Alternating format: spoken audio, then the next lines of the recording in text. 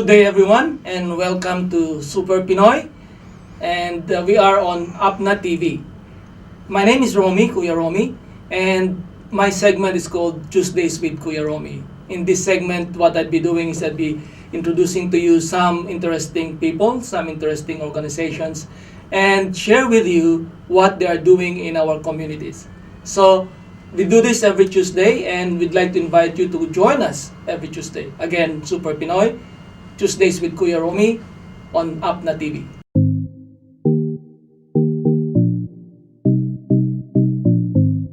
Super Pinoy, ikwento mo. Super Pinoy, ikwento mo!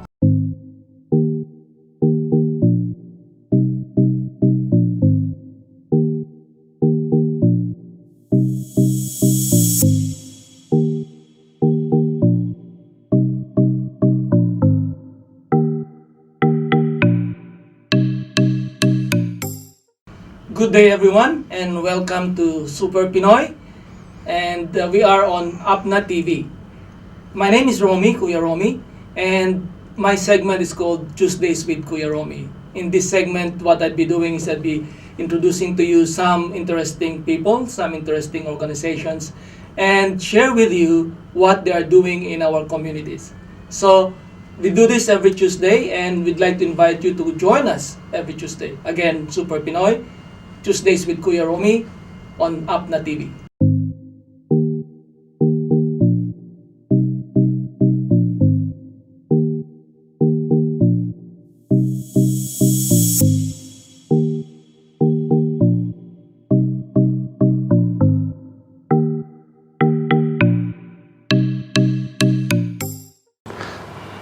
Good day and welcome to Tuesdays with Kuya Romy. Of course, you know me, I'm Kuya Romy Udanga.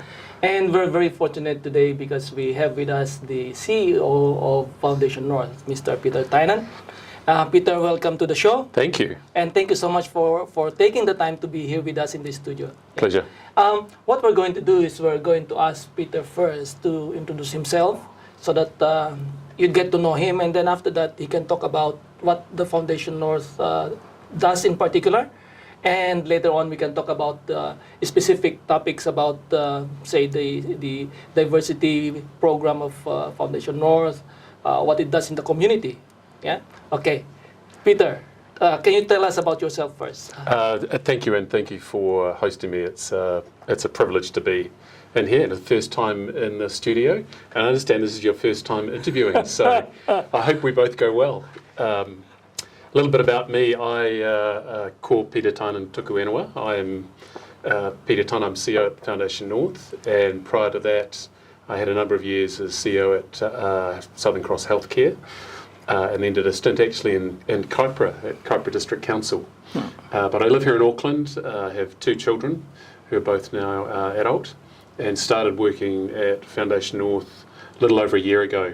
And for the viewers, little known secret, Romy is actually one of our trustees, so he's my boss as well at the same time. So a little bit about me, and I've been really pleased to be working at Foundation North.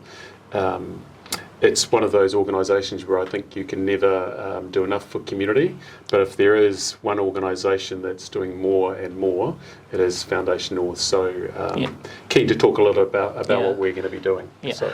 Foundation North is the biggest community trust in New Zealand. Yeah. And I think it's the biggest, second biggest in Asia Pacific, isn't it? Yeah, so maybe some background would be useful. So Foundation North is a community trust. There are 12 in New Zealand, of which we are the largest in terms of our investment portfolio. So at the moment, post-COVID, we've almost fully recovered our investment portfolio. So we're now sitting at around about $1.5 billion in our fund. And every year we take money that is earned from that portfolio and grant it to community organisations. It was initially established way back in 1988, a long time ago, when the trust banks then were sold to overseas banks. In our case, ASB Bank was sold, Trust Bank was sold to Commonwealth Bank of Australia. And the proceeds from that sale were then put into this trust. for use in the community. Yeah. So Yeah. since 1988, we've been doing this, and it's slowly but surely the fund has been accumulating. Yeah, and in the past it was called ASB Community Trust. Yeah, right? quite right. So we changed our name about 4 years ago, and a lot of people still know us as the ASB Community Trust, but it's now called Foundation North. And the Putia, the investment portfolio, is invested widely, not just with banks. It's invested in a very diversified fashion right around the globe, in shares, in property, and also in term deposits, government bonds. So it's a very diversified portfolio. It is the third largest in New Zealand, but from a community trust point of view, clearly that's pretty big. And the 12 community trusts, they have geographic focuses, right? And in the case of Foundation North, it's focused in Auckland and Northland. Yeah, so the rohi that we've been given is basically north of Pukekohe and right up to Cape Reinga. So it takes in both Northland and Auckland, Taitokoro and Tamaki Makaurau. So we've got a very big area with a large population to serve and a lot of community groups. So we try and get round those and prioritise. We can talk a little bit about that. Yeah. But it is the biggest area by a way. Yeah. Second biggest is Trust Waikato.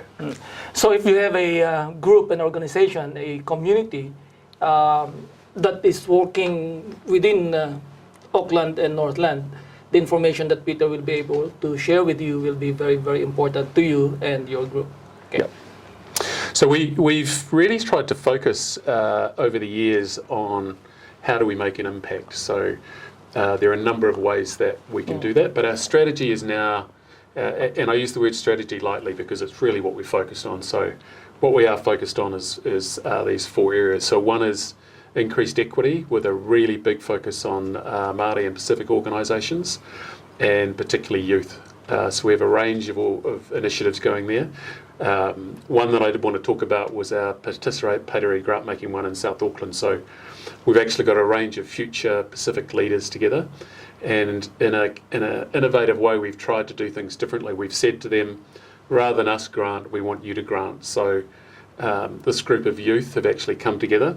They've made up criteria for assessing grants and gone out and solicited applications. So those future makers, they both learn about grant making, but more importantly, they have access to youth groups in South Auckland that we never would have got to. Is that the first time that that kind of model is being introduced in New Zealand or elsewhere? In New Zealand. So New Zealand, they're actively involved in soliciting the grants, then we sit alongside them when they do the assessments, and finally we then check at the end what happened with the grants makers. The interesting thing when they first started was in the granting space and the funding space, you often have to make choices between groups. At the end of the first round, they had 29 or 30 groups that they wanted to grant to. And I said to them, was anybody missing out? And they said no. So they would scale back the money in order that everybody would get a grant. Very interesting way of looking at it, but I think from a youth point of view, that value of equity and making sure everybody gets something is very strong. Yeah. How much is in that funding pot that you distribute every year? So every year we look to grant around about $40 million. So that varies occasionally depending on how our returns have gone, but we're pretty consistent with that.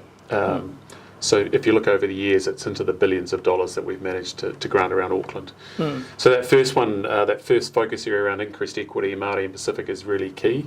And then the second one, which certainly helps our ethnic communities, is around social inclusion and also the rainbow and disability sector. So what we're saying with both with that sector in totality is, how do we make New Zealand a more inclusive place?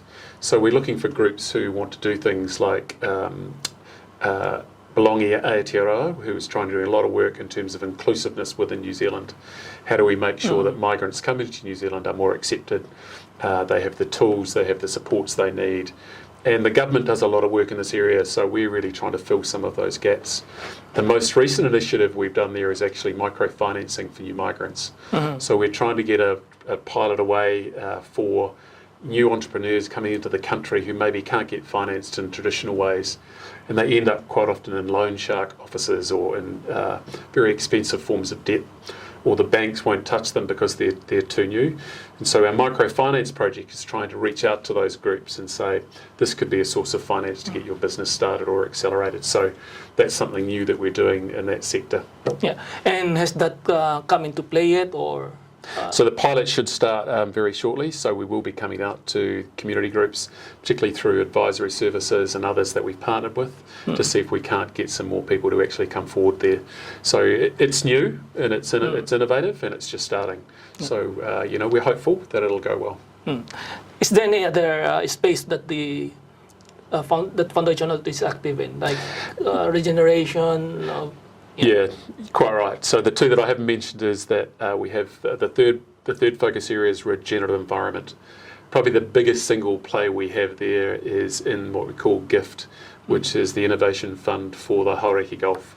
So we're trying to take a positive, proactive and innovative stance towards how we regenerate that Hauraki Gulf through years of degradation, through runoff, through transport, through all sorts of ways that it actually has been not trashed, but it certainly is denigrated from what it used to be.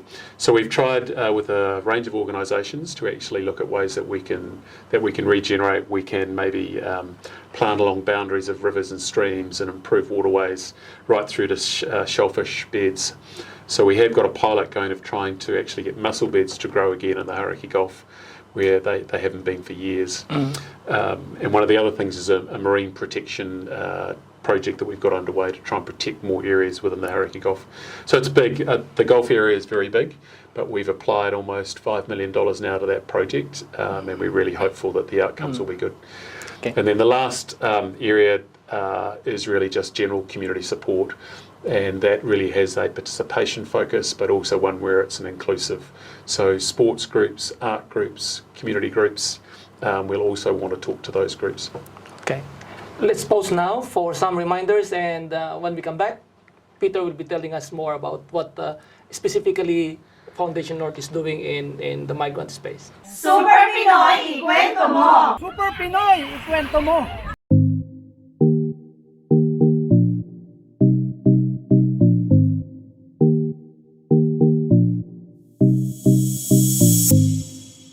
Welcome back, and thank you for staying with us. Let's now go back to Peter and ask him the other activities that the Trust Foundation North is doing. Yeah. So, thank you, and great to be here again. Good to see that we've made it to segment 2 of our interview. I did want to talk to you about, and to the groups watching, about how they can come to Foundation North and the different avenues they have. And I would definitely encourage them to go to our website, so foundationnorth.org.nz, and look at how they can come to us and what we actually do fund. We're very keen to hear from the migrant groups. We're keen to hear from those in community, and we can help them in different ways. So probably the easiest and quickest way is we have a granting mechanism called Quick Response Grant, or what we refer to as QRG, Quick Response Grant. And those for those people looking for grants which in our view may be smaller. So we have set the cap at under $25,000, and they can come to our website, they can look at filling out an application form, and we try and turn those applications that are made around really quickly, hence the term quick response. So we've got an 8-week turnaround time on those, sometimes even sooner. And we're looking for people who just want a hand on their project and they fit the criteria that we've got. All of those criteria are on the website, and if in doubt, you can phone us up on our 0800 number and talk to Merle or with one of the other assessors about how you complete the form, and we can give you a hand with that. There's lots of good information on the website and our Facebook page. So I'd encourage anybody wanting to start a relationship with us to come through that quick response mechanism. Can you repeat that website again? It's foundationnorth.org.nz. Okay, foundationnorth.org.nz. Okay. The second, and where maybe you've done a QRG with us and you're now looking at something bigger, is what we call community grants. So a community grant is above the $25,000 and you maybe have a bigger project. And for that, there is also an application that you can go through on the website. The rigour around that is obviously a bit greater because the amount of money is a bit greater. And again, the criteria and the eligibility is set out on the website. So community grants, bigger dollar value, slightly bigger process. Again, phone us if you're in doubt. and we can talk to you whether or not your project is actually going to be eligible before you start. Peter, before we proceed, can you just mention a couple of quick response grant type of projects and community grant projects so that at least our viewers will be able to see the difference? Yeah, there's a wide range. The one that sticks in my mind is actually Great Barrier Radio Station. So because it's a community station and it operates 6 months a year, generally at this peak time, we actually do help with some of their operational costs throughout that period. But again, they're not for profit, and I stress we don't accept applications from for-profit organisations. It has to have a charitable purpose. Yeah. So And that will be a community grant, not a quick response in that case, it was a quick response grant. quick response. So less than 25,000 helped over that period of time for community benefit. Yeah. How about cultural events? Cultural events, so the Greyland Festival here we've supported. We obviously support Christmas in the Park, we have in the past, and other events. So if you have an event that has a big community benefit, again, we'd like to hear from you, and we can see whether or not we can help. Events, definitely. The other one that's always stuck in my mind is small health promotions that we've done. So Osteoporosis New Zealand was one example of that, and we do have others. And sometimes association groups just need a hand, sporting groups. So we will look at where we can help with those community groups.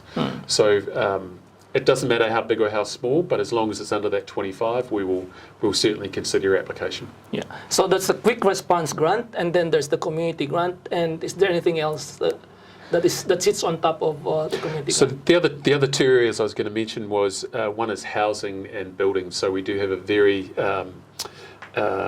we have some very big building projects that we funded. For example, the City Mission. So their new build down on Hobson Street, we helped fund that. But we've also funded Marae and other community buildings. So where there is a bigger community purpose, we will look to help out organisations that maybe want to do something with their buildings. And that sits in a separate bucket, has a slightly separate set of criteria. And so those buildings that you may, as a community group, you're looking to innovate, renovate, do something with, we would love to hear from you. And then the last in its emerging state now is something called impact investing, where we have carved off a portion of our larger $1.5 billion portfolio for investing in projects where we want a social return, not a financial one. So we've just recently done an investment in a community bond, which is now going to build housing in West Auckland and Central Auckland with community finance. So a big investment. We're obviously expecting to get the principal of that money back, but we're not expecting more than a 2% return from the bond. So we'll be looking for people who want to maybe invest for good social outcome, and they need somebody like us to take them a bit further in their capital projects. So that's a capital project that we've got underway with community finance, and impact investing is what we call it. So there's sort of the four avenues: the quick response, the community grant, the buildings, and also now impact investing. Yeah. Peter, is there, when we talk about communities, it's a very, very big, of course, population-wise, it's big, and area-wise, it's big. Are there pockets within Auckland and Northland in terms of maybe the different types of community groupings that you want to reach out to? Yeah, so we're very keen to reach out to the migrant community. We're very keen to reach out to the Māori and Pacific communities, and obviously for us the new migrant, definitely youth. So we're keen to hear from those youth groups that want some help.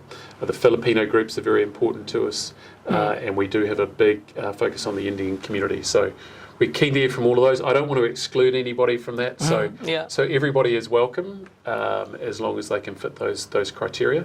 And if they've got a project in the community which is going to add good, our overall vision is really simple. It's to enhance lives. So I can see a lot of groups that we could work with. Yeah. So okay. Yeah, it's almost time for us to go in this segment. So at this stage, I'd like to say thank you to Peter for staying with us, for spending some time with us. And this is the first time that we are actually putting this segment up on air. And thank you so much to Apna TV for hosting us, and also to Super Pinoy, because this Super Pinoy is the mother of if you can call it the mother of this segment. And let's ask Peter if he's got any other message that he wants the communities out there to know about. Yeah, thank you. We really want to hear from community groups. Our vision's quite wide, as I said, enhancing lives. So if you think that we could help you, we want to hear from you. So come to our website, foundationnorth.org.nz, or phone us, and we'd love to hear from you. Fill out an application form, and we'd love to be on the journey that you're on to enhance the lives of those in Northland and Auckland. So kia ora, and thank you, Romy. Well done on your first interview. Oh, thank you very much, Peter. And we'll see you again. Hope to see you again. Okay. So once again, be with us next Tuesday when we do another segment of Tuesdays with Kuya Romy. Thank you very much.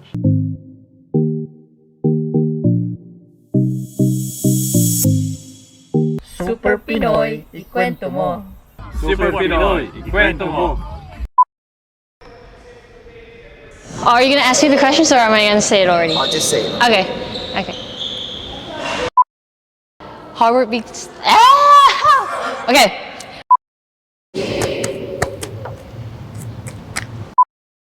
Wait, can I say that again? Okay. Hi, my name is Tabitha Layson. I'm 19 and I'm from Auckland, New Zealand.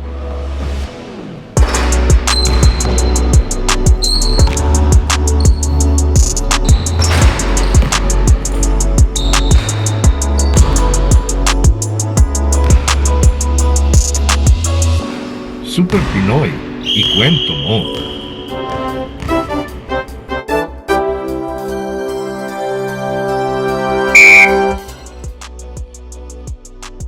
Food. Pho. Lunchtime. Hype. I would say hype. Yeah. Netflix.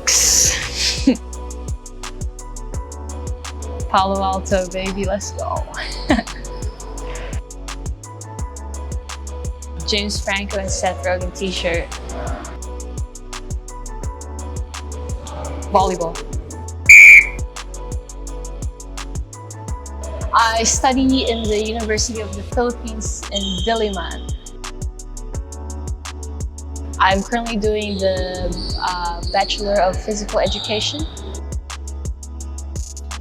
Struggles I have currently with the situation we're in would be the time zone difference. So I have a class that's at 4 o'clock and sometimes it delays. 4 o'clock Manila time, so sometimes it delays to 10 p.m. here in New Zealand. So, you know, I get sleepy around that time. So that's one of the struggles.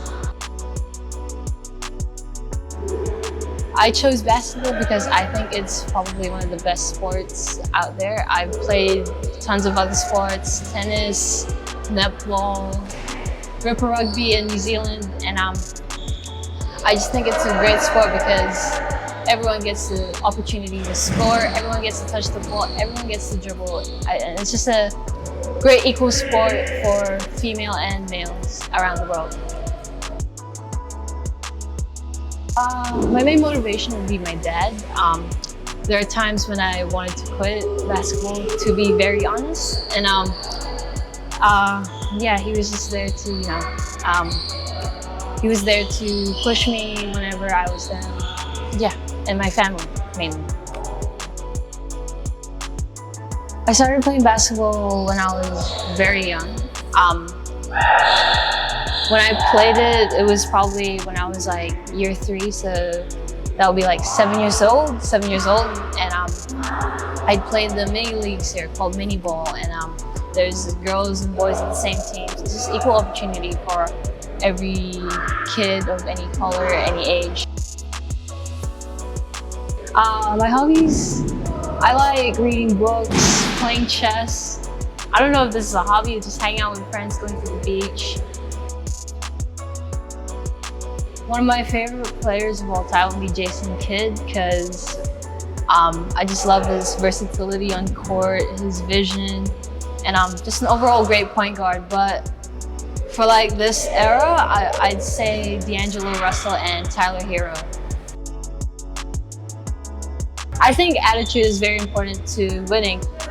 It just brings the whole team together. If one person has a bad attitude, the whole team's gonna have a bad attitude, or at least most of us. But if everyone has the same spirit, has the same attitude towards, you know, winning or just supporting your teammates, I think that's very important because it's just team chemistry overall, and I think that just leads to winning, to having great team chemistry overall, and yeah. My family. Just do your best at everything.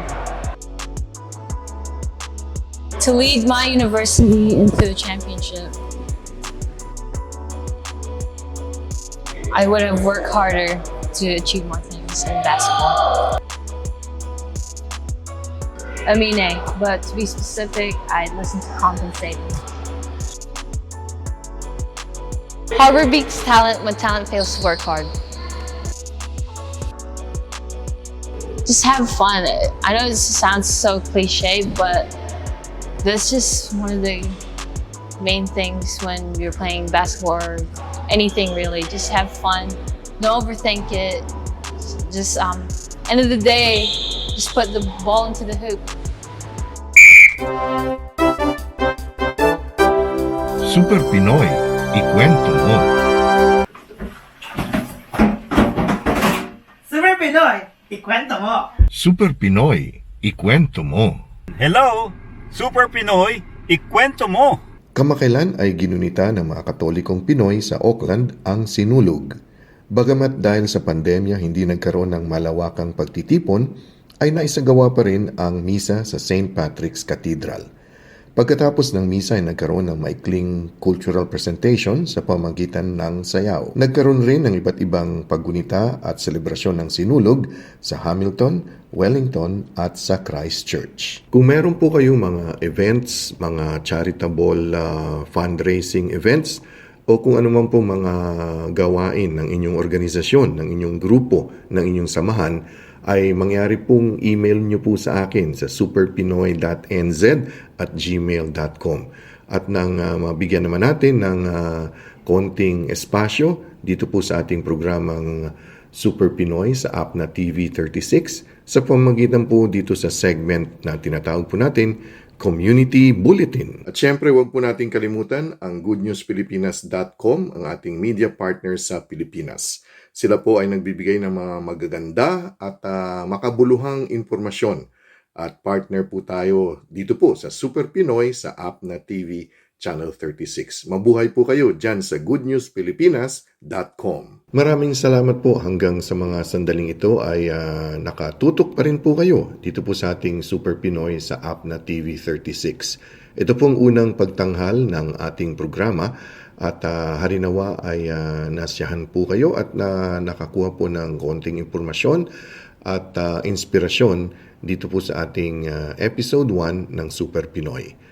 Ako po muli ang inyong kaibigan sa Impapawid, ang inyong Kuya Nonoy, inyong Direk Rene, na nag-aanyaya po sa inyo na tuwing araw po ng Martes, alas 5:30 ng hapon, ay mangyari lamang ay tumutok po dito sa Super Pinoy sa app na TV Channel 36. At kung meron po kayong mga comments, questions, suggestions, pwede nyo pong email sa amin sa superpinoy.nz@gmail.com. Maraming salamat po sa inyong lahat at harinawa ay ang susunod na mga araw nitong linggo ay magiging kaaya-aya para sa ating lahat. Ako po muli ang inyong kaibigan sa Impapawid, ang inyong Kuya Nono, inyong Direk Rene. Super Pinoy, ikwento mo!